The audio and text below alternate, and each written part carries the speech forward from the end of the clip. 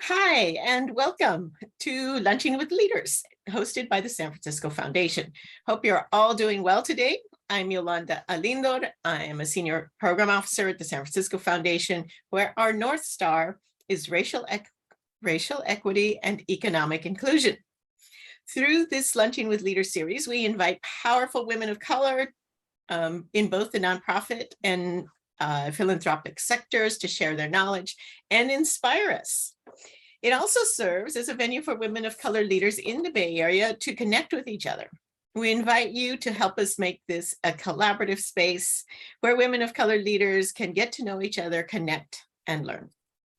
In that vein, I'd like to invite you to introduce yourself via the chat. So please feel free to tell us your name and your organizational affiliation. And if you have a question already about trust-based philanthropy, please add it to your introduction. And with that, I'd like to introduce my colleague, the very talented Angela Hughes, who will be facilitating this session.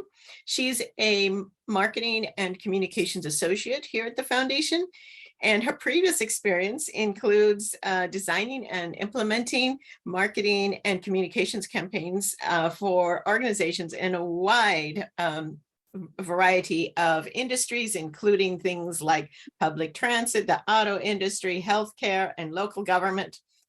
She's done a lot. Angela, thank you for helping us out today. Yes, of course. Thank you so much for the warm introduction, Yolanda. I'm so honored to be a part of this event today and so look forward to our discussion with our guest of honor. But before we get started, I'd like to remind you all that we are recording today's discussion, and a recording of today's Lunching with Leaders will be housed on the San Francisco Foundation's YouTube channel if you'd like to rewatch or share with your respective networks. Also, as Yolanda said, we invite you to engage with us during this conversation. So feel free to put any questions that you have in the chat. We have designated a Q&A at later in the hour, but so you're also welcome to reserve your thoughts or questions for that time if you prefer. So before I introduce today's guest, I want to remind you that you can introduce yourself by adding your name and organization in the chat. So it's with great excitement, as you can tell, I'm like so excited to learn today, like all of you, that I introduce you executive leader, nationally recognized leader on trust-based philanthropy, senior fellow and steering committee member of the Trust-Based Philanthropy Project, Pia Infante. Welcome, Pia. Hi, it's so good to be here. Thank you. Feel quite honored. And Angela and everyone on the team, thank you for setting the table for this. Yes, of course. So I could read your bio, but that would be kind of boring. So why don't you start us off by sharing a little bit about who you are and your career journey, including your work as a donor organizer. Thank you, Angela. I think I do see some familiar faces, so just shout out to folks. It feels like I don't know about y'all, but this time of year, I'm always ready to slow down and sit down with my dear ones. So even though many of us haven't met before, that sort of is how I'm approaching this, is that it's your lunch and learn, and I'm probably going to learn just as much by being a part of it. So thank you. What can I say about myself? I often say that I wasn't 10 years old, dreaming about what I was going to be when I grew up. And I didn't think, when I grow up, I'm going to be a funder. The things I wanted to be when I grew up were a backup singer, for Aretha Franklin. I wanted to be a lawyer, actually, at different points. And then eventually, I wanted to be a teacher. And that's really where my career began. I began as a high school and junior high teacher and did a ton of learning about myself and what it means to be a teacher and to be accountable to communities, teaching in the Bronx, in New York. So it was the very beginning of my career. And eventually kind of wove my way into wanting to understand the systems in which we have to live, whether that's a school district or like a city, a country. Eventually, as a Filipina immigrant who was born in the Philippines and came here when I was pretty young, immigrated to California. I just had a lot of questions about how it was that my mom, who came here in the 70s, and it was a time of, I think, a little bit better, like a little more receptiveness to immigrants at that particular time, maybe for the workforce. And then after living here for several decades, became someone who was a little bit antagonistic to immigrants. And I wanted to understand, like, what happens there? Like, what is that shift from, why does that happen in this country? You know, where folks who, like, what is that American dream mythology, and how does it kind of get absorbed and translated into people who you would imagine, like, the challenges of coming up as an immigrant would make them want to open the door behind them. But sometimes, and I think we can see that in like some of the last rounds of voting in different states, sometimes it actually, like, being in this country also makes them want to shut the door behind them.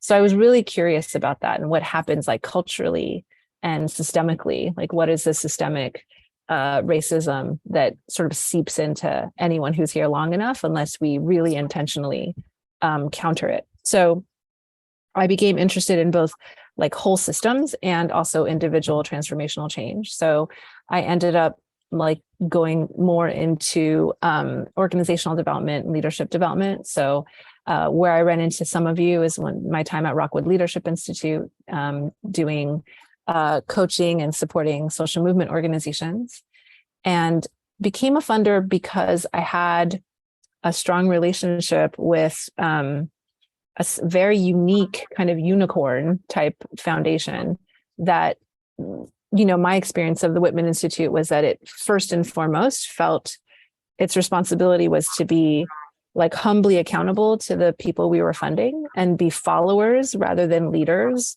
or evaluators of our nonprofit and social movement partners.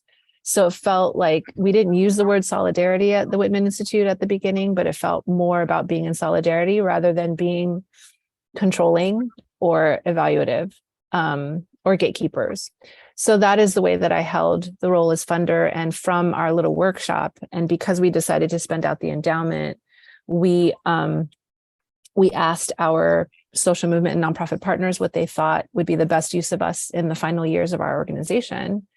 And they said it would be great if you became peer influencers. So that's where this donor organizing phrase comes from, Angela. It's it would be our nonprofit and social movement partners said, if you're going out, you know, don't have yourselves go out with just like they were one of the good ones on your tombstone, but actually go out and make an effort to peer influence so that the entire sector of philanthropy needs to be moved, right, in a direction of solidarity and reparation. And so that's how I sort of landed in what I think of as donor organizing now and what I pretty much do with my time. And the other thing I'll say is, like, as an immigrant kid whose family definitely comes from poverty, not wealth, it has been very interesting and odd to spend a lot of my time with people with inherited wealth. Or either that or wealth that's been accumulated through a capitalist system that is very extractive and violent.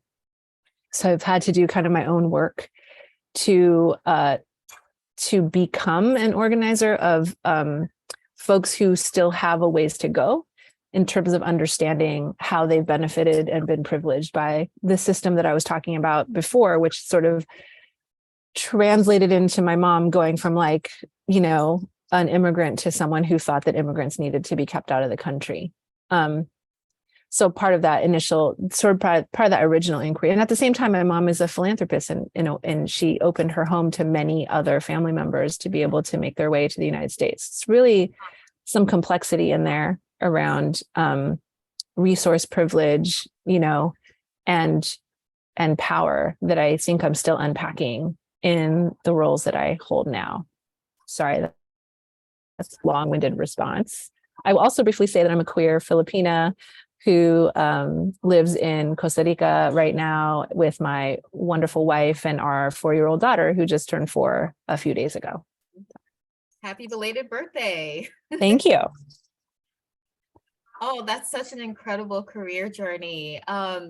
So I know that you talked about donor organizing and your work there, and you currently work in trust-based philanthropy. And trust-based philanthropy is one of the ways that you organize donors. So maybe we can do a poll right now before we jump into trust-based philanthropy. So you all should see a poll come up on your screen. So we want to know and hear from you all. How familiar are you with trust-based philanthropy? And if you've heard of it and you're familiar with it, what's one word that you would use to describe it? And you can put that word in the chat.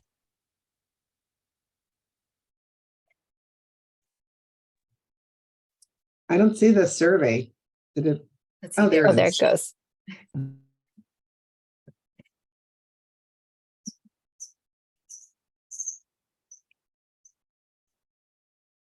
I love the real-time response. Yeah. Like that we can see it. That's really cool. It's sort of like group collective awareness and consciousness. I could see a lot of 3s and 4s. So Yeah. And here in the chat, we have a few folks who are familiar with it. One word to describe it is decolonizing wealth, respect, partnership, humility, again, partnership, redistributing power. It must be nice to have it. Freedom, community, solidarity, partnership again. It must be nice to have it. I love that, Rena. One thing I will say as I start talking about trust-based philanthropy is that I've heard some feedback over the couple of years that we've been thinking about this approach and sharing it with the sector that the concept of being trusted by funders is actually brings up some sort of allergicness in some nonprofit and social movement leaders. Like usually to be trusted by philanthropy, you need to be like a white Ivy Leaguer, that has a really big development team, or it's kind of credentialed in the particular ways that white dominant and white supremacist structures credential people, So I'll just acknowledge that that is something that we have thought about, and I'll tell you why we use the frame trust rather than something else like solidarity, which already exists. But thank you folks for sharing that there's a fair amount of familiarity. So I'm not going to spend a lot of time necessarily like giving a lecture on it or defining it, but I'd love to share with you a little bit more of the origin story that I think sometimes we don't hear because it's kind of a catchphrase in the sector right now. And I'm going to close this poll on for myself so that I can see you. So like I said earlier, when the Whitman Institute decided to spend out, we actually asked our partners what to do, and we had a set of like surveys and interviews, and what they shared back with us was, this is the way you've supported us. And actually there's probably a couple of folks we supported in the room. I know Sonia's here. So I hope, Sonia, that I'm going to do justice to your experience of the Whitman Institute. But they said, we felt like you supported us like in a spirit of collaboration and partnership, just like you said in the chat, all of you who responded. We felt really trusted by you. We felt like we could be vulnerable, make mistakes, could tell you when we were ready to like burn out and quit. That's been a phone call I got many times as a funder, which often shocks other donors and funders that folks that we support would say that. And I think that, to me, one of the measures of being trusted as a funder, like first I would say, I get it that you see trust-based philanthropy and you might think, oh yeah, so to be trusted by a funder, you have to like look like this and do this and sort of like play the like pantomime, like what you're the perfection or whatever you're supposed to be, or the like woman of color rock star you're supposed to be in these contexts. But the way we think of trust is like, how do you become trustworthy as a donor or a funder? Like, what does that look like? And so that's how we take on the concept of trust. And some of those things are what you said in the chat. They're transparency, they're vulnerability, they're sharing power, they're acknowledging that power dynamics always exist, no matter how humble a funder wants to be. they're being really responsive and not making people wait for email responses, decisions about grant making, you know, sort of behaving like the way you want a friend to behave, right? Like you don't ghost on people, you let people know if you can't make it, like just some basic ways of being like a good upstanding human being, which somehow when folks get a little bit of power, somehow there's like this thing that happens, like you get a little bit of power and sometimes, you know, you stop being responsive, you start thinking that you're smarter than everyone, like you start believing like compliments that you're smart and funny when, you know, some of that is really about trying to like, you know, big you up so that, you know, you might consider paying attention to funding a group, like really being thoughtful about what that means to hold that power. So our partner said to us, if you could go out and get philanthropy to re-look at how it holds power, to reimagine how it shares power, and to be very accountable to the communities that it says that it serves. And some of what I thought about at the beginning was there's so many funders that have really great social justice missions on their doorways and, you know, in their on their websites, but the literal lived experience of working with a program officer or something from that foundation can be very humiliating. And so when there is a gap between the values and the mission and the rhetoric basically of an organization and the lived experience of what it's like to be in relationship, there was a word that came up for me a lot in combination with trust, which is dignity. Like how much dignity is in like on both sides of the relationship, whether it's institutional or individual. And I felt like what I observed in philanthropy was funders always get to keep our dignity. And often grant seekers often feel like they cannot keep their dignity in the system the way it's set up. I remember I was at a conference where there was a mix of funders and nonprofit and social movement leaders.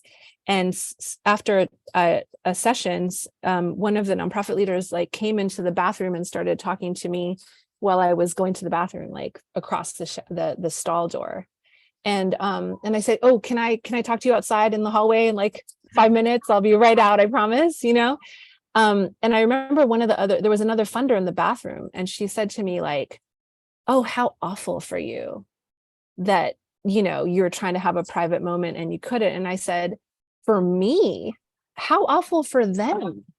If the only access they have to like pitch a funder is to follow them into the bathroom, trust me, the humiliation is not mine. Do you know what I mean? And this is it's such a basic premise. And I feel like trust-based philanthropy has been interpreted in a lot of either oversimplified ways or overly abstract ways. But the way that I think of it is, you know, you just treat people how you want to be treated. It's just so basic to me. And yet somehow in philanthropy, there consistently is many, many stories of indignity, of humiliation. And I think my analysis of it is because it's structured that way. That is, in fact, the recipe in philanthropy for the most part. So I think that what I'm trying to do, or what we're trying to do, I know some folks on this call work in philanthropy and many of you don't, but I think the hope is what we're doing, not just in trust-based philanthropy, but in many other donor organizing or philanthropic affinity groups like justice funders, like edge funders, like many, like Unity and Change, like many other efforts. Trust-based philanthropy is one among, I think, many change efforts that I think are necessary and I hope making a difference in the sector, which is our next poll question. So I'll get to that in a sec. But that is, I think, the heart of the project. And it came not from a consultant or Bridgespan or some marketing, you know, group that we paid to come up, because Whitman Institute wasn't trying to go out and become a donor or organizer or influencer. We really just wanted to be good partners and then go home, right? So we were sort of asked to be advocates, and then we became kind of, you know, uncomfortable advocates at first, because then, you know, things like expertise or like, you know, those things kind of got placed on us when really we thought this is not rocket science. It's just like act right, you know, I don't know. And so there was a way in which we were a little hesitant to take it. But I think what we found was there were a lot of other peers in the space who were doing this kind of work. The last thing I just want to say about the effort is that it's not a chicken and it's people talk about it in the same breath as racial equity work. And this is something I've been thinking about a lot. It is connected so much to racial equity work. I don't think that trust-based philanthropy exists without the pre-existing racial justice movements, without PRE that came before it, without all of the racial equity work that has been happening in our country, all over the world, all of that work. I think trust-based philanthropy sort of slides into that, doesn't replace it in any way. I think is a good partner to it, but it is not the same thing as racial equity work. I do believe that they are synergistic change management approaches, but I don't think they're the same thing. And I say that we do not exist without it. And so that's what I think about our project, which is a 5-year project that is going to end in 2 years. And I'm saying this because I don't want philanthropy to take any shortcuts. Like, oh, if we practice some of this trust-based philanthropy stuff, then I guess we're cool on anti-racism. Like, no, that is not the case. You're not cool on anti-racism because you picked up a few trust-based philanthropy practices, right? So I think anti-racism and racial equity work is definitely like a deep, necessary, transformative energetic that needs to overtake our entire society. And I think trust-based philanthropy is a set of resources and network that pairs well with it. So I'll stop there because here's something that I'm really curious about, because most of you are not funders. And I've been spending years trying to impact the experience of nonprofits of the funders that they have. So a question that I'm bringing to you, because I want to learn from you, is, are you in this past, like say since the George Floyd moment, like George Floyd, multiple pandemics, multiple election cycles, do you as nonprofit leaders directly experience any level of change in your funders, not just based on trust-based philanthropy, but participatory grant making, like the work of justice funders, like a just transition, like so many of these efforts to shift philanthropy? Are you literally experiencing a shift in some, at least, of your funders? I'm so curious, because you are the reason that we're doing this. You are the reason we exist. We want to shift the experience that communities and nonprofits have of philanthropy by changing philanthropy structurally, culturally, and in every other way. So I'm really curious. Oh my goodness. Yeah, I was afraid it was just going to say no change whatsoever. Wow. I've been talking a lot. Does anyone who has shared a response numerically, like any of you want to jump in and just share anything? I just wrote in the chat that we do with funders that we already have an established relationship with. And the huge change was George Floyd, and COVID happening at the same time. And so a lot of our funders literally reached out to us and said, are you okay? How can we help you? We'll unrestrict your grant. And, and of course, the San Francisco Foundation just really, stepped up to the plate in a major way, before the pandemic, actually in 2019. So, but still trying to establish relationships with funders that don't know us, that could be doing a lot more. So I think it's the relationships that were already formed. Thank you, Sonia. That reflects a focus group. If you leave Sonia up for a sec, Sonia, that reflects a couple of focus groups we've had where people say, yes, like with our established funders, we're experiencing some of this stuff, but really hard to connect with new funders. And really hard to connect with new funders in the cultural way that we're describing. So thank you for sharing, Sonia. Thank you for your leadership. I'm just going to lift up that LaDonna said that in a small CBO and being a Black woman, not really. And LaDonna, that's real. I've heard that as well. like super grassroots organizations that have kind of like a not as public a profile, we've also heard, and that's something that we're trying to figure out with some of the other affinity groups, is how do we get some of this experience to the front lines. And that's where folks like Thousand Currents or Klima Fund, or, you know, I think there are folks that are really about getting a different experience to frontline grassroots groups.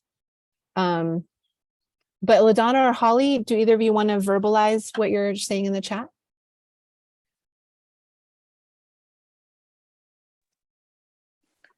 Yes, did you want us to just unmute and join in? Yes, please. Okay, sure. First of all, I want to say thank you and really appreciate the, let me see if I can fix my video without coming off. Okay, there we go. There you Hello, go. everyone. Hi.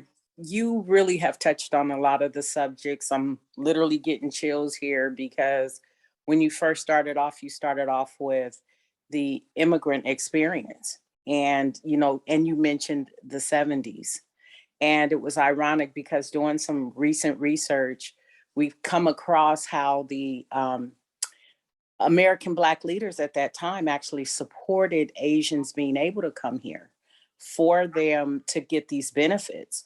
But bringing us to 2022, when we look at the conditions of Black Americans, particularly community-based organizations in philanthropy, environmental justice, particularly social justice, we are still lagging so far behind. And when we bring up these issues, we're pretty still much being labeled troublemakers. You know, isn't it enough?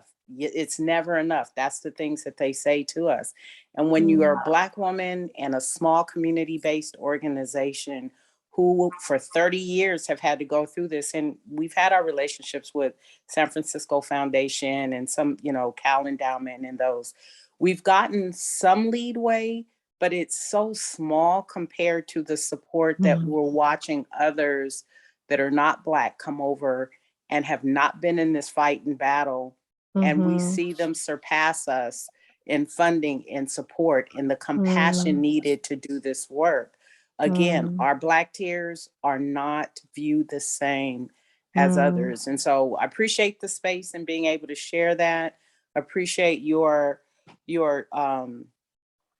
candidness and some of the things that you've touched on. A lot of folks run from. And then when we hear, you know, others that come on and co-sign like, oh yeah, we're making these huge strides.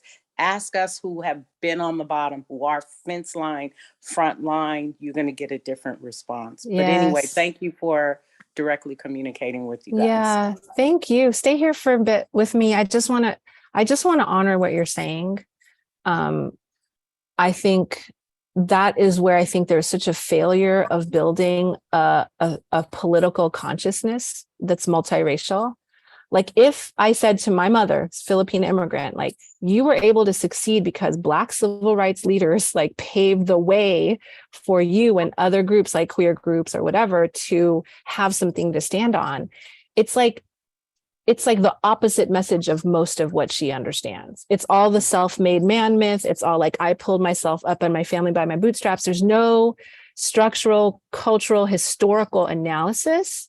And I feel like that is the rupture of our multiracial movements right now. There's just a very low understanding of the history, and the history of the funding for Black-led organizations, especially grassroots ones, is like a fraction, like a minute amount of philanthropic dollars going to leaders like you, which is part of the tragedy of all of these funders saying, we're making the George Floyd pledge, right?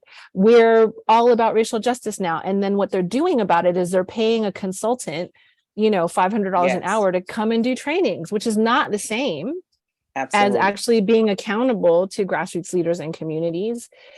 So just thank you for naming that. I don't want to try to have like any kind of, here's what I think could happen or do. I just want to acknowledge that as a reality. We work with it and in it. There are some wonderful examples, I think, of especially regional funders and community foundations that make it a point to fund grassroots Black-led organizations. But what I wish for you is I wish you abundance. I wish for structural change. Like I also think there's a way, like, okay, the Mackenzie Scott. Let's talk about Mackenzie Scott. She's an angel donor, right? She can drop $1 million on a tiny organization and make a huge difference. And she doesn't have a long-term relationship with any organization. She's kind of behind like a tower, like there's no access to her. And it's a little bit non-transparent how her team is making these decisions. And so I feel like in a way, Mackenzie Scott it's not structural change. It's just like someone who happens to have a lot of dollars, like dropping money on some folks. I think the kind of funding I'm interested in, and I know so is the San Francisco Foundation, is funding that actually creates structural change in all the different levels that it requires.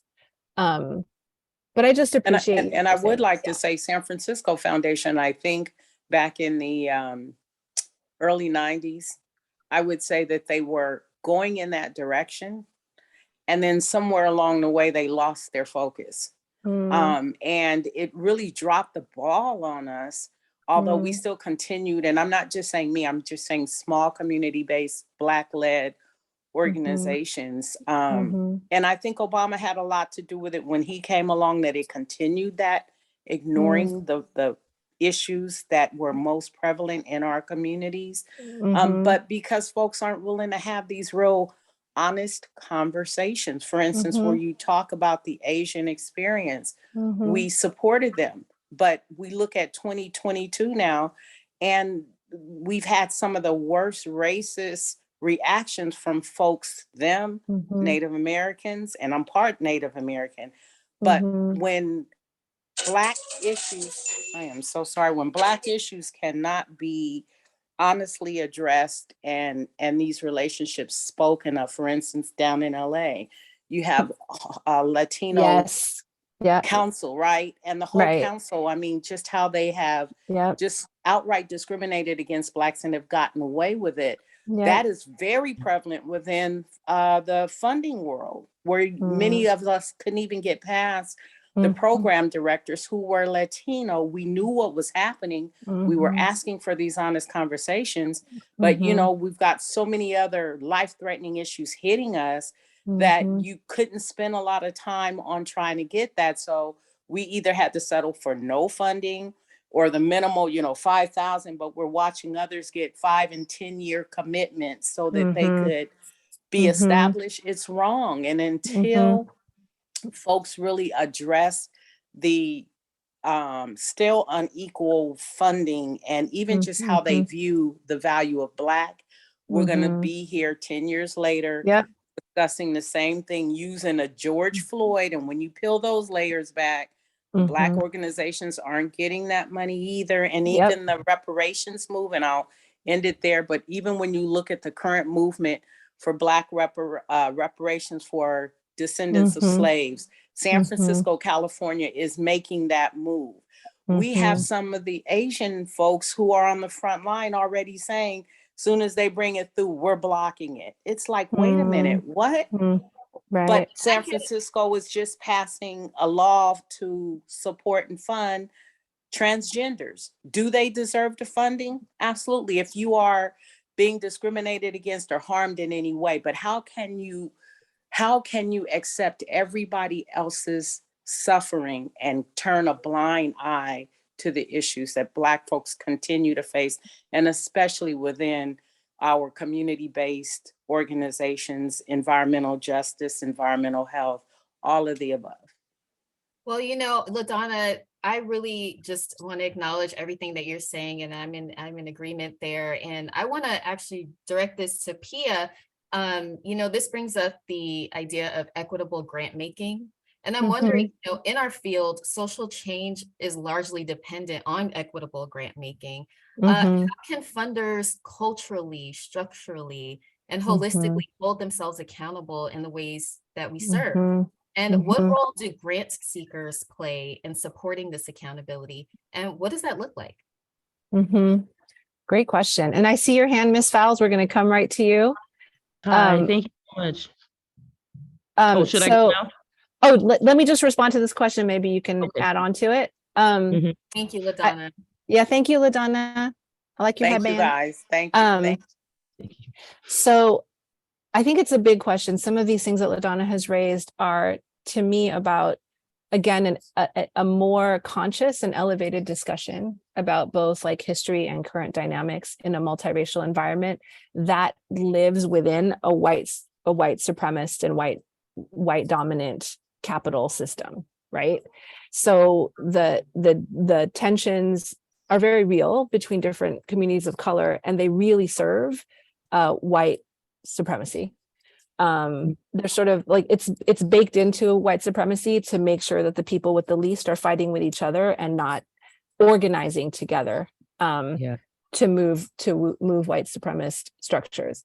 So I think in terms of more equitable grant making, I think that some lenses that funders could put on the front are, and what we did at the Whitman Institute, actually, LaDonna, is we funded specifically organizations that were grassroots, that had smaller than $500,000 budgets. We made longer term commitments to them. We were funding leaders that were non-traditional. So they were women, they were people of color, they were, queer in different ways, they were Black, they were folks that just didn't have the Ivy League pedigrees to get the big money from the regular foundation. So as a small foundation, we just committed ourselves to supporting smaller profile organizations, because once you get to the smaller profiles, you're getting to the folks that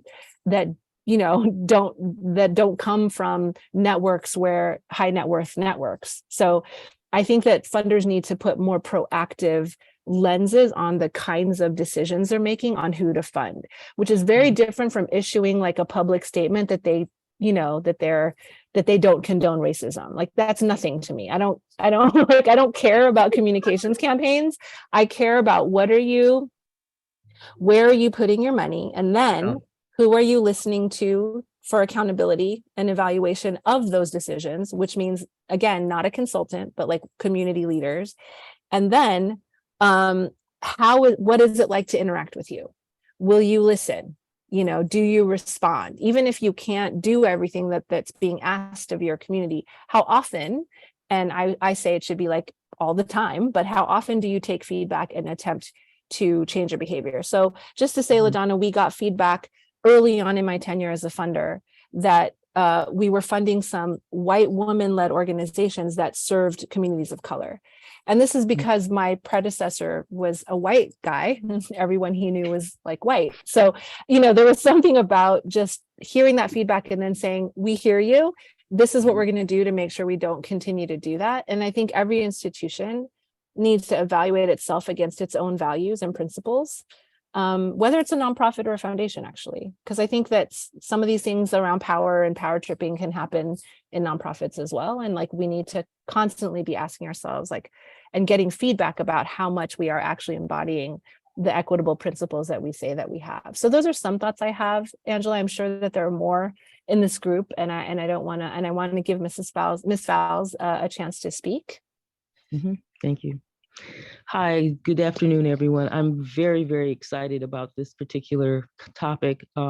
We are relatively new as an organization. Manna from Heaven Breakfast Program, a roof over their heads, emergency to permanent housing. And what we do is we actually take people off the street and put them in hotels. That is an extremely expensive model, but it's also an effective model, because what it does is we usually try to get them processed through the coordinated entry system that Alameda County has set up for homeless people. It does not always work as it should. We run out of money frequently, and then that leaves us with emergency cases out on the street. Like right now, I've got 5 mothers, all with children under the age of 18, and we can't put them in anywhere. So we have to work with the Alameda County BACS system, with Family Front Door, Building Futures, all of those groups that handle children. And Saturday night, 3 nights ago, we had 2 mothers out on the street with children, and there was nobody open who could take them. No one. None of the groups that handle families with children were open on a Saturday night. So normally what we would do is just take them and put them into a hotel for 4 or 5 days and just let them stay there until they could cook up with the Monday morning at 9 and move forward. Our problem now is that we don't have a pathway into the trusted philanthropic categories. And this is why I'm on this call this morning today, because I want to find out, how do I start that first or second or third step to get into that? And I know the process of doing letters of inquiry, because we've done letters of inquiry before, but mostly to government agencies, and they don't even function in the same lane as trusted philanthropies. My thing is, I want to get into what you all have had an experience with doing. How do we broach that? And we have our baseline documents already set up, and we've used them before. But at this point, we need to go for some serious money, because the hotels have taken advantage of the pandemic and have just extraordinarily raised prices, even on the most underdeveloped motels and hotels. And the hotel chains that have rewards programs have been buying up all of the small motels, not fixing them up, just, adding a couple of pieces of paint here and paint there, and basically charging you twice as much per night as you would have paid if you had gone to the Marriott or the Hilton or somewhere. Wow. Yeah. Yeah. So my question basically is, where do we start? We have a team. We just added another young lady, and we are Black women, just, of all various educational levels and whatnot. And we really want to do as much as we possibly can to get people not only through the emergency process and through the 30-day process of Alameda County Social Services, and through the 2-week process of Bay Area Community Services. We want to get people into that permanent, here you are, we can get you a rental agreement, we can get you a lease agreement, or we can even try to get you to the point of getting a mortgage so you can buy your own house. That is our ultimate goal, so that you're not vulnerable to paying all of these high prices. And I don't know if you know anything about the Berkeley market, but Berkeley, San Francisco, Oakland right now is running minimum $1 million for anything. Ms. Fowles, thank you, first of all, for your amazing and beautiful work, and hard work. I know that's really hard work, housing the unhoused, particularly families. So with all the, the complexities of being women on the streets with the children. So thank you so much for the work that you do. I think your question might actually be better answered by the group of people that's kind of sitting around the table rather than me as a speaker. And I say that because I've never sought funding in that particular way. And I was a funder. And what I thought about as a funder is like, how do I make sure our referral sources are incredibly class diverse, race diverse, geographically diverse? And so that meant like we listened to a really overlapping many different kinds of communities to try to find folks, that were under the radar. And so because you're new, and I think the type of work that you're doing, the profile is probably not high yet of what you're doing. So I'm actually wanting to crowdsource this question. I see Michelle wants to connect with you, and there's her number in the chat. So I'll call you. Yep, it looks like there's a resource there. I'm just curious, crowdsourcing this question, because I know many of you on the line have been grant seekers and early grant seekers. I wonder if any of you are willing to share any reflections or thoughts for Ms. Fowles in this area, because I'm to be honest, I've never ever been in that position, and I don't want to act like I know, if that makes sense. So, and does anyone have any thoughts to offer, Ms. Fowles, either in the chat or verbally? And thank you, Michelle, for offering yourself as a resource. Sure. I just wanted to say, Ms. Fowles, I just want to encourage you to continue to do the work that you're doing. Let's definitely connect. I think I saw you at a couple of our workshops, but that is specifically the work that we do at Faiths. We work with grassroots faith-based organizations and community-based organizations to help them create the tools and techniques that they need to continue to be successful. And we know that, you know, sometimes it's the more, I say, the larger organizations who have grant writers are the ones who seek this. So that's our specialty of what we do. And sometimes it does take, you know, a year or two. And it's really about, as Pia, you said, it's really about relationships. And so we will definitely connect with Ms. Files and follow up to see how we can support her. Thank you, Michelle. Yes, and I did want to say we appreciate the questions. We are running towards the end of our discussion here. But I did want to ask one last question of you, Pia, just really brief. You know, you described yourself as a donor organizer, and, you know, if you can just let us know, you shared a little bit about what donor organizing is. How might this approach help EDs or executive directors of color in cultivating their relationships with funders? Yeah. I mean, basically, I see my work as organizing donors to become more politically conscious, more conscious of power, and more proactive and more like fully proactive in funding folks that are not in their circle or their profile. You know, this question about how to broker new relationships, Sonia just brought it up, Ms. Fowles brought it up, LaDonna brought it up. It's a tough one. You know, I don't know that there's an easy answer to how to broker new relationships, especially with funders who are going to treat you well. You know, because a lot of the ways that people broker new relationships with funders is to go through whatever arduous obstacle course type process that a funder has come up with to get funding.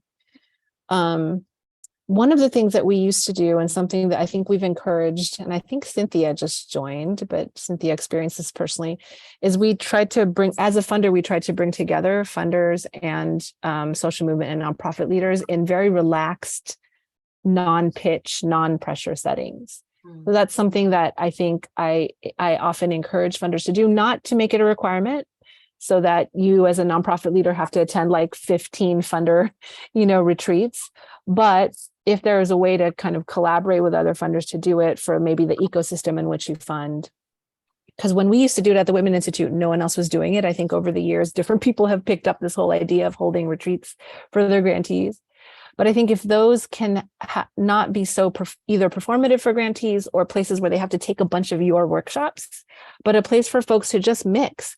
Like Ms. Fowles, if you were in a setting that was mixed with other nonprofit leaders and donors and funders, I would hope that you could have like a tea with someone or like interact with someone in the space in a way that could lead, as it did in our setting, to resourced relationships. So I think that is one way to think about it, what funders can do. I think I don't even want to try to give EDs who seek funding advice. I think that is one of the hardest jobs on earth. I don't know how y'all are doing it, having families, you know, trying to have lives, managing teams, and fundraising from these funders who want you to, you know, bend over backwards for them. I have a lot of compassion and I have a lot of humility around not trying to give advice for folks in that role. I feel like my role is to try to change the structure in which you're trying to seek funding in, honestly.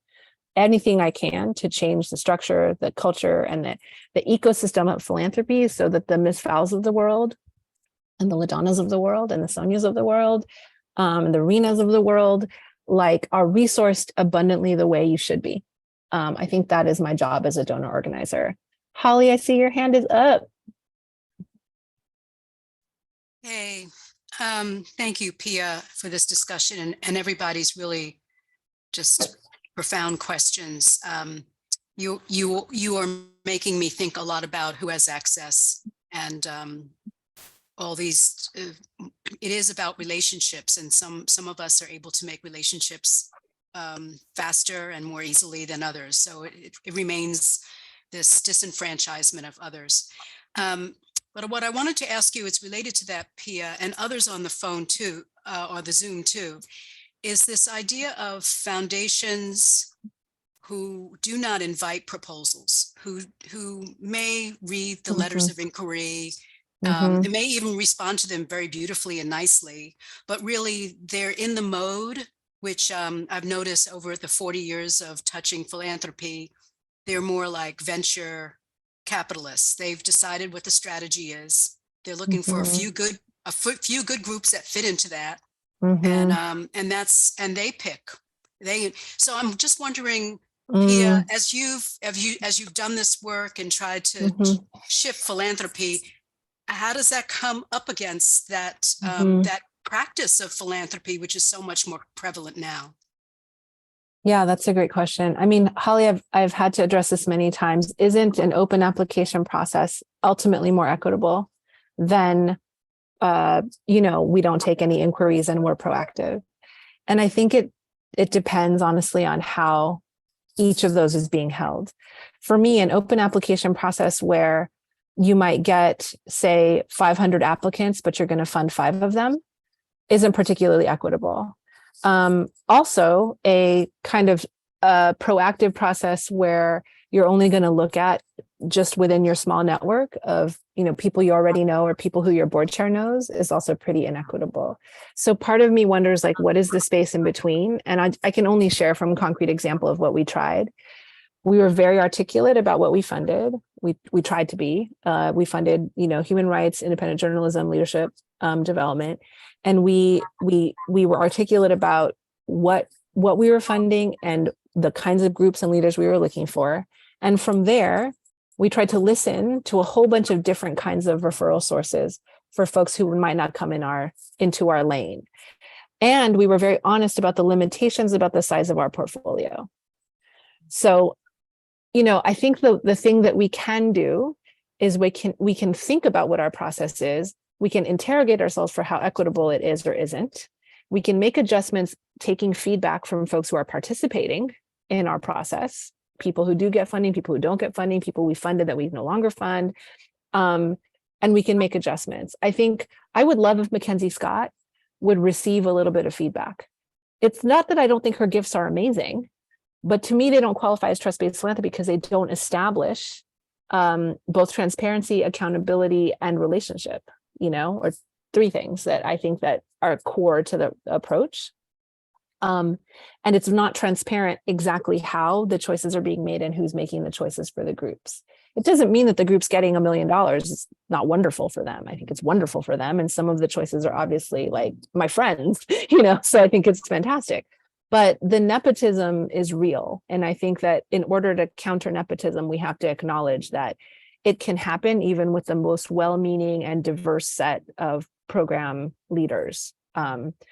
But I don't know that I have a simple answer to that. I think some open application processes are really great. And I think some proactive grant making is really great. And I think the only thing we can do is try to align ourselves to embody the values and the principles that we say we have. And then, my last thought about trust-based philanthropy in general is, I think at one of the roots of it is that we know who we're accountable to. And when we are looking for feedback, we're looking for feedback from them to help us continue to evolve and iterate. Because trust-based philanthropy is not a destination or like a plateau. I think it's just, other people say it as like a learning organization. It's just having a willingness to be constantly on a journey of doing our best to embody what we say we believe in and to be in real partnership and collaboration with the communities that we want. Ultimately, we don't want philanthropy to exist. We want our communities to be thriving without us, right? And so what are the ways that we can operate to make that real? So. Thank you, Pia. And thank you, Holly, for that great question. Thanks, Holly.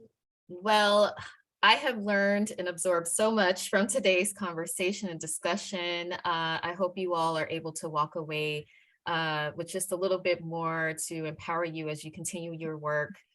Pia, how can people stay in touch with you, continue to follow the work of the Trust-Based Philanthropy Project, and how can they stay connected? Let's see, a couple of things. You can come to Costa Rica and visit me anytime, as I've said. The project is around for 2 more years. I'm the fellow for 2 more years. So you can reach me at Pia at trustbasedphilanthropy.org. I will preview to you, this is like the first place I'm previewing this, but next year I would love to have some of you, any of you who are willing really, as guests, because we're going to start a podcast called Trust, period. And the kind of idea of it is like the concept of like when you say to someone, trust, like trust us, we got this. And also just exploring concepts of trust in general, particularly around race. So that's coming out sometime next year. And so hopefully a podcast near you. So if you have been like a little bit exhausted by how much I've talked, you might want to not want to tune in, because it will be me talking, but also talking with other people. I love dialogue. I love the inquiry that happened just right here in this 1 hour we've had together. I feel challenged by it and pushed by it as well. So thank you.